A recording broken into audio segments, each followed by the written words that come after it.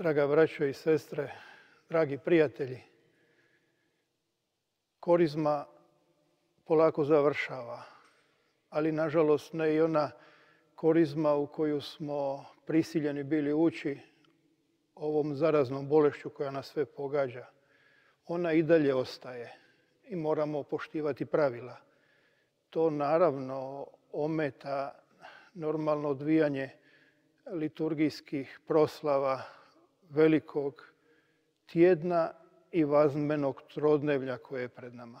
Prva stvar koju vam želim reći povezana je uz cvjetnicu koja je pred nama. Cvjetnica obilježava slavni Kristov ulazak u Jeruzalem, zato se blagoslivaju grančice, maslina, palmi, ali i drugih biljaka koje se stavljaju pred noge Isusu koji ulazi u Jeruzalem. Mi želimo uvijek s cvjetnicom sebi posvijestiti da Krist dolazi k nama i zato to činimo.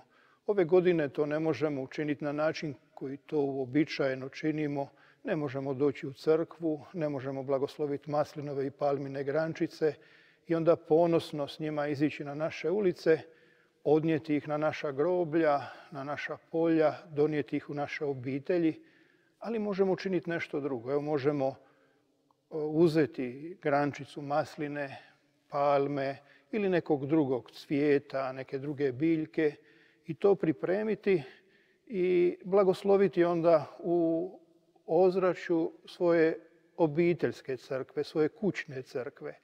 Naravno, oni koji sami to ne budu znali kako će napraviti, mogu pronaći upute na našim web stranicama Dubrovačke biskupije, a mogu se preko izravnog prijenosa kako na televiziji Libertas TV, tako i na našim internetskim stranicama Dubrovačke biskupije uključiti onaj prijenos koji ćemo imati i u kojem ćemo se moći povezati i zajednički napraviti taj blagoslov. I druga stvar koju vam želim poručiti povezana je uz cvjetnicu i drugo tajstvo koje spominjemo na cvjetnicu, zbog čega se cvjetnica zove također i nedjelja muke Gospodnje.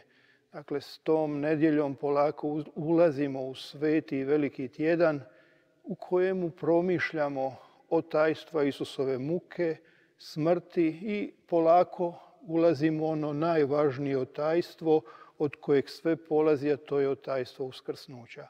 Evo zato ćemo, da bi mogli sudjelovati u tom drugom dijelu, unutar vlastitih obitelji, na našim web stranicama pripremiti muku raspoređenu po ulogama.